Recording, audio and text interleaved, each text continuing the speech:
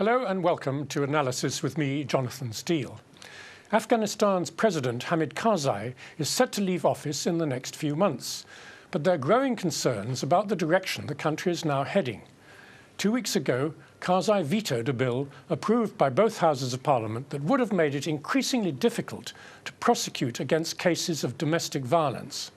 The draft of the Criminal Procedure Code would have made successful prosecutions almost impossible, and human rights groups were highly critical of it before Karzai's veto, and of course on its impact on Afghan society. With Heather Barr of Human Rights Watch actually saying, opponents of women's rights have been emboldened in the last year. They can see an opportunity right now to begin reversing women's rights. No need to wait for 2015, of course, which is the date when the foreign troops will have left. So what does this bill and the way in which it has been stopped say about Afghanistan as it moves towards its first peaceful transition of power? Joining me in the studio to discuss this are Nazifa Hakpal, Second Secretary at the Human Rights and Women's Affairs Desk in the UK Afghanistan Embassy, Jawed Nader, Director of the British and Irish Agency's Afghanistan Group, sometimes known as BARG, and on the phone we're joined by Orzula Ashraf Nemat, an Afghan activist and a trustee for the charity Afghan Aid. But first, Tiana Simons has this report. As the elections approach, women's rights in Afghanistan hang in the balance. The women of Afghanistan have come a long way in the past 12 years. Post-Taliban, they fought to gain equal rights and freedoms that could have never been imagined during the 1990s, such as access to education, healthcare, employment, and politics. 27% of parliament is now made up of women, with 3 women cabinet ministers. Over 30% of children attending school are girls, and the number of young women pursuing higher education has increased by 1/3 in recent years. But these freedoms are by no means assured. Last week, President Hamid Karzai blocked a law which would have made it almost impossible to prosecute the majority of perpetrators in cases of domestic violence, forced marriage and rape.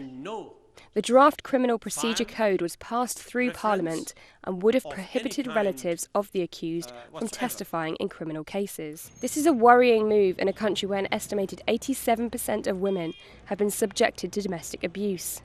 The killing of a high-profile policewoman by the Taliban in September drew international attention, whilst in November a draft law which would have brought back stoning for adultery was stopped after it was leaked to the press.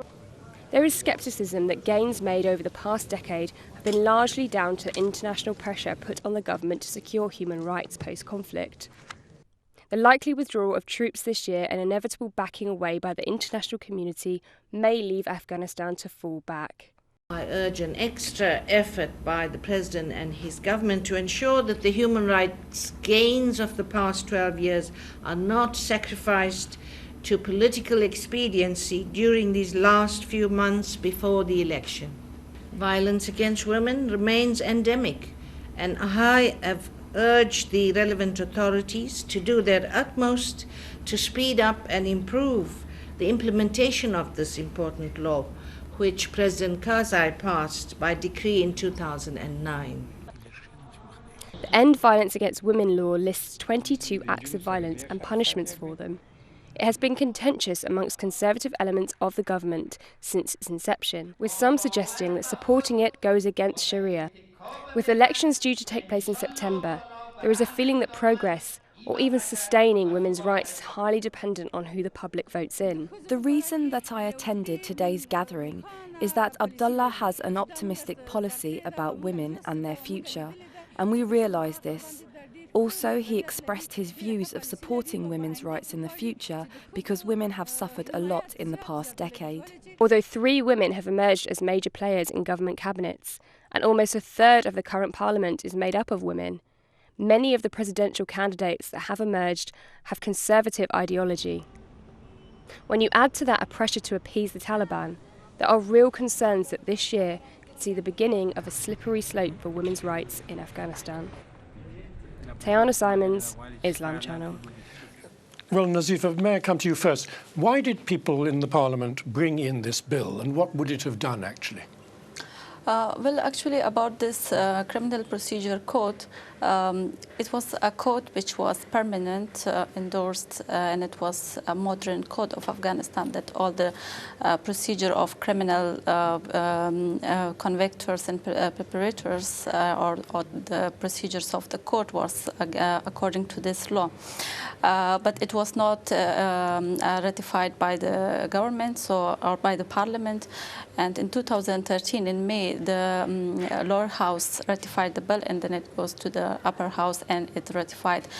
When we see the views of the parliament members,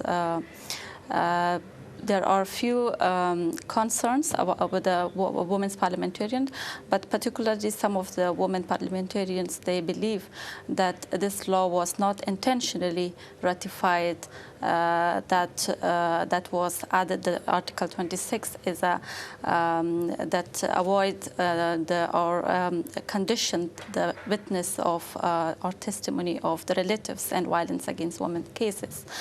The witnesses are terribly important because obviously most women spend their time, particularly in the rural areas, in a family compound. So there's no other witness to domestic abuse except a family member. Sure, that's why the civil society of Afghanistan and also our international community and international friends, they had their concerns, and also the government had their concern. But as you know, that Afghanistan is a democratic country with the three separate powers. So the legislation which was ratified by the parliament or by the legislation power, it was on the desk of the president, and they were concerned with the government as well in this regard. If I may bring in Ursula at this point to get her opinion. Ursula, why do you think the legislature is becoming more conservative or more, anti-women than it was a few years ago? Well, first of all, let me clarify that, in fact, the legislative, particularly the lower house of the parliament, has not been very supportive to women's issues right from the beginning.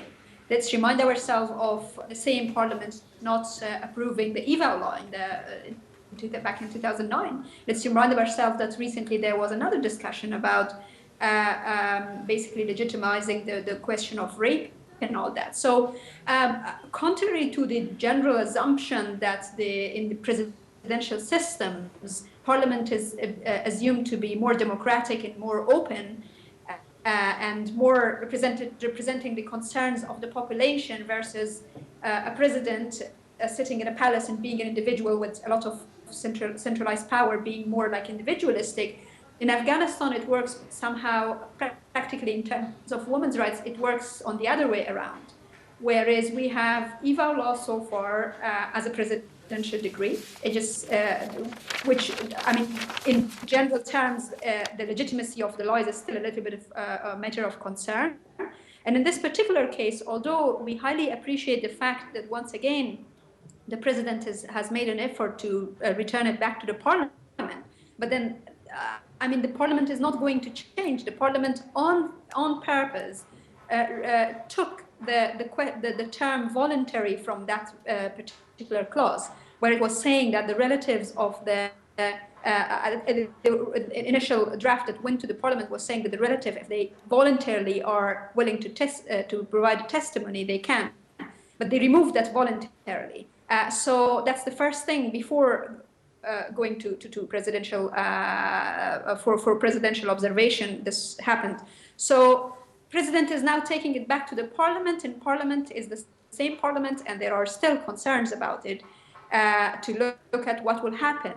Now the question comes, why the parliament is conservative? This parliament has been conservative, as I said, from the beginning.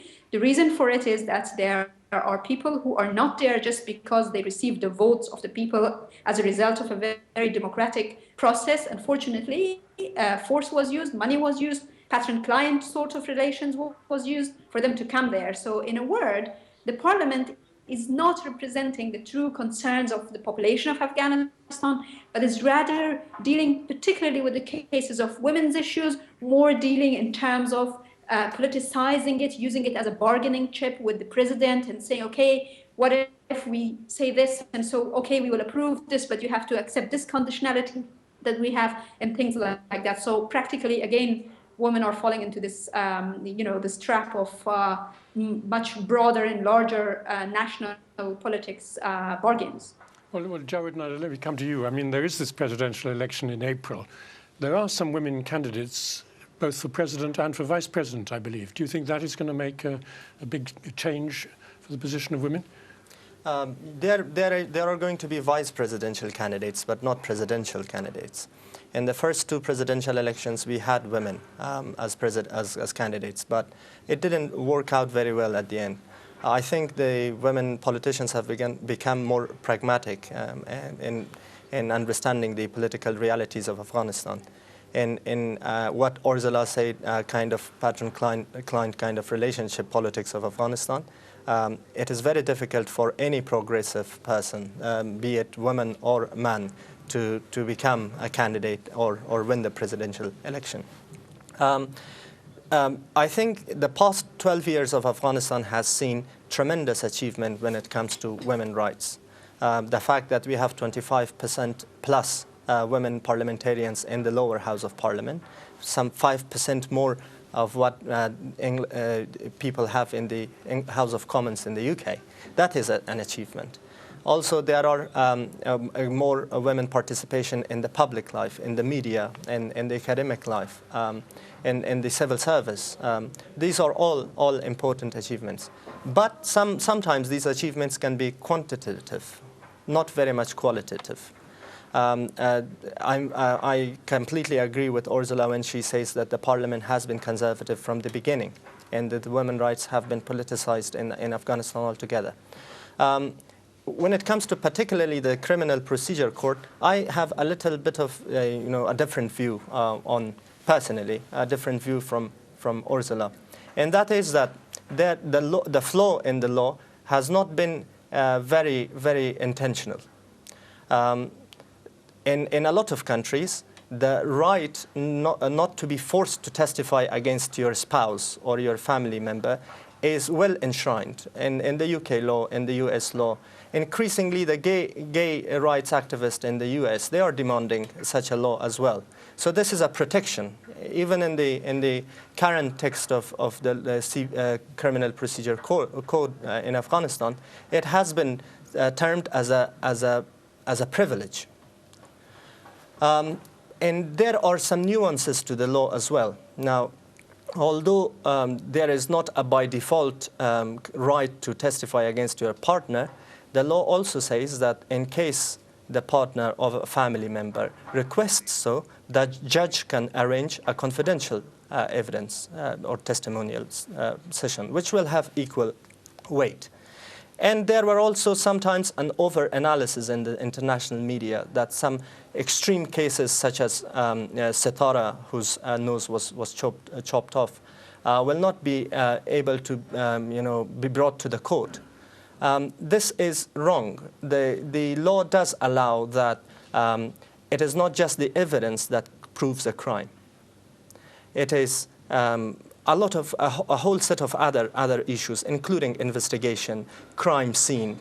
It is the forensics. It is the even signs of bruise or injury in someone's body. All these can prove crime. So I think it was a technical flaw in the law. Mm-hmm. And the civil society in Afghanistan was very good to realize this technical flaw and its implications for women's rights in the country.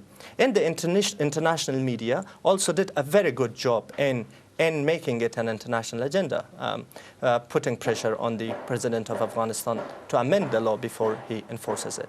Well, Ursula, let me come back to you quickly. We're talking about taking these cases to court and evidence and so on, but obviously the court has to have a judge.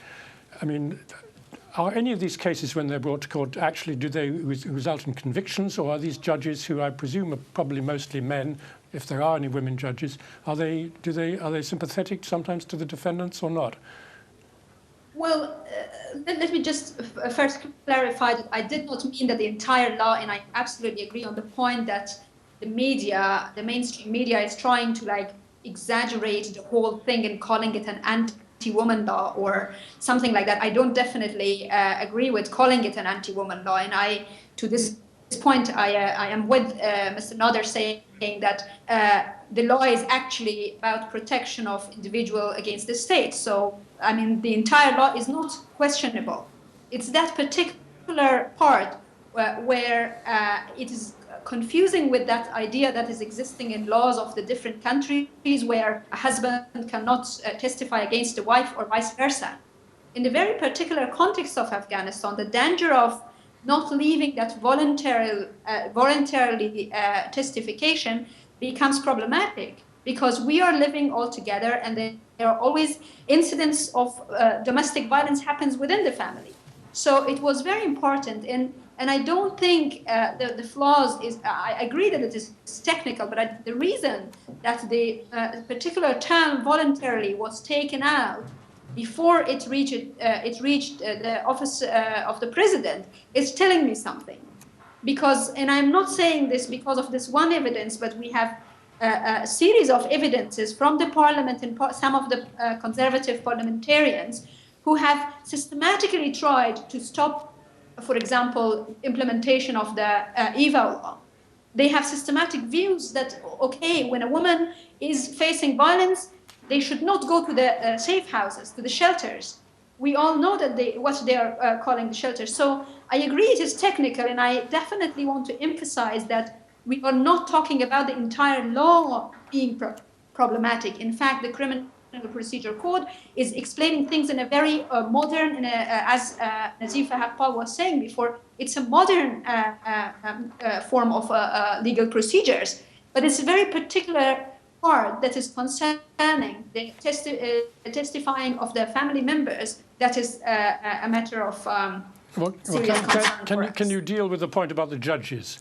The judiciary. The judges, again, I mean, we are talking about a society, where still the question of gender equality and believing that men and women have equal rights is still far away. So judges are not aliens. They are also part of the society. And it has happened several times, and we have lots of examples of this dealing with cases of violence against women in courts, where the judges were actually trying to pressurize the victim of rape to go and marry one of the rapists that were convicted as rapers. So that view is there, and that's why it becomes very dangerous, because if they have something written that tells them that the family members are not supposed to, and that family member does not talk about husband versus wife or vice versa, it is talking about family members. And if that remains like that, it is a little bit worrying, because then the judges will not have that opportunity to bring family members for witnesses. And we have seen, the behaviors of judges are changing. We have seen this in using the EVA law as a reference. So in provinces where in the family courts they have EVA law as a reference, the judges are doing very well, in fact, because they are more bounded to implementation of the law, aside from the cultural and other views that they have. But when it comes to have a reference, then it helps them to at least not have, open ways of behaving outside the law. Well, Nazifa, come back to you. What's your view on the judiciary? Do you think there is improvement in the way they're treating these gender issues? We believe that, yes, there are improvements, but yes, we do have many challenges, and we cannot ignore the challenges. But at the same time, we cannot deny the improvement. We have, as Jawed Nader mentioned, all the progress of women, that we had many programs in several aspects of life, and particularly we do have more than 186 judges in our judicial system, and they are working in different provinces and different levels, from primary courts to the provincial or the secondary court, and we do have some judges even in. We don't have in Judiciary Council. Supreme Court Judicial Council still, but we are hoping to get, and we will see that what our next parliamentary candidates that will come, and they do have some points that they will increase the judges more. But yeah, about the But special attitude. How many of these judges are women? I mean, are there any women judges? Yeah, more than 186. 186 women judges. Yes, women out judges. of what is that percentage? Yes. Is that just but a very small percentage? Yeah, or? it is. But this sector of are very challenging sector. The same like security sector. We do have in security sectors more than 5% of the female. Or we do have, but if we consider the other sectors, like in education sectors, we have more than, or in governmental employed sectors, we have more than 19 and 20% of the women that they are employed. That's obviously much but better. This is, that sectors are much better. We're coming to the end of the first half. I'm sorry, the time is running out. We'll be able to develop this in the second half and also talk about whether some of these measures are designed to appease the Taliban and make it easier to have negotiations with the Taliban. So stay with us.